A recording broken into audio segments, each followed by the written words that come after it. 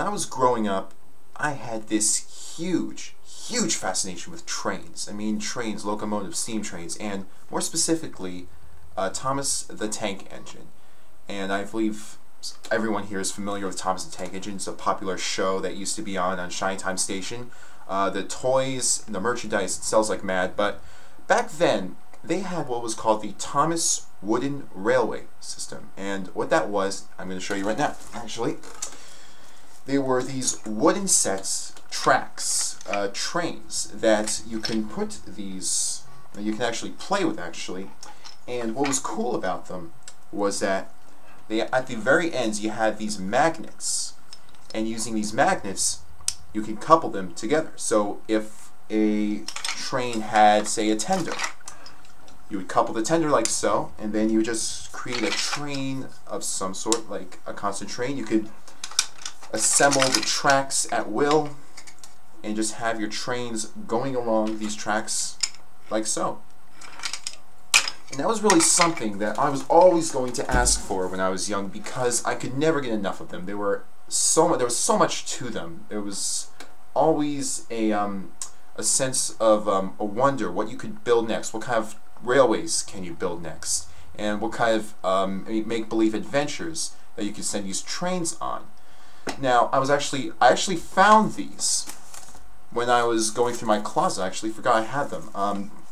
And there were several periods of my life, actually, that I had a huge fascination with Thomas the Tank Engine. But for one, I just wanted to talk about these tracks in particular, just in case you didn't know about them. For one, this is real wood right here. I don't know what kind of wood it is, but either way, it's all real wood, and they actually painted them over in China. In fact, this is why they don't make these anymore. That's why you don't see them around, because they were painted in China, and a lot of these paints, I'm sure you probably know, have lead in them, and I'm not sure if the ones I have had lead. I mean, I really don't think they do. They haven't had an effect on me, but that's why they stopped making them, because of all this hullabaloo going on in China about the lead paints. But for what they were really well made. There was a lot of things you could do with them, and they weren't cheap, I tell you. I mean, a lot of these trains by themselves, the smaller ones would go for $9. The bigger ones, like the ones with tenders, would go for $18. Tracks would go for insane amounts of money. And then you had these big track sets, like a mountain pass, that would go for, I don't know, $50, $100. And it just doesn't stop there. It just keeps going. So these sets were probably the highlight of my childhood. I mean, I had many interests growing up, but Thomas the Tank Engine just trumps them all.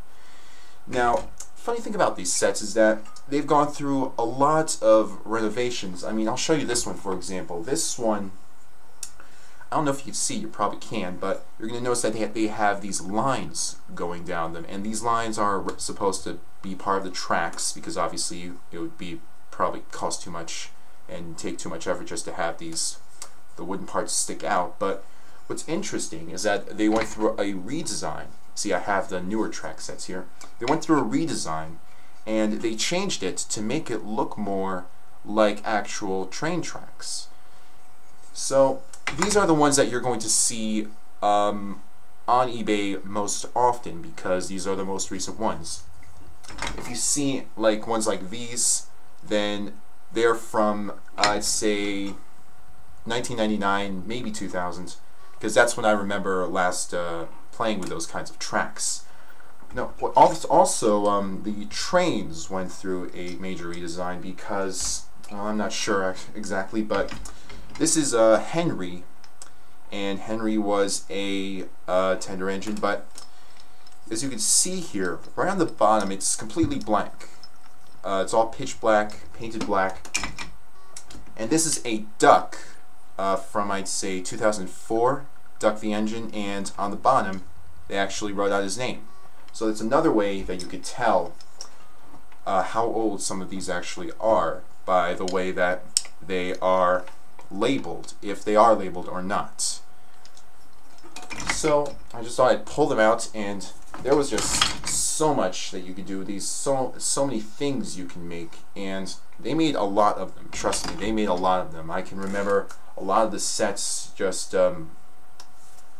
looking at a lot of the sets online when I was younger, looking through catalogs. There was really a lot to these sets, and it really does disappoint me that we don't have these out anymore, because these were really fun toys to play with, and they required a lot of imagination, and you could tell stories and stuff. Nowadays you have plastic train sets, and in fact you also have radio control sets. I've seen radio control sets, but I really don't think anything comes close to these Thomas the Tank Engine sets, and it really does pain me that they don't make them anymore, and I'd really love to see them made again.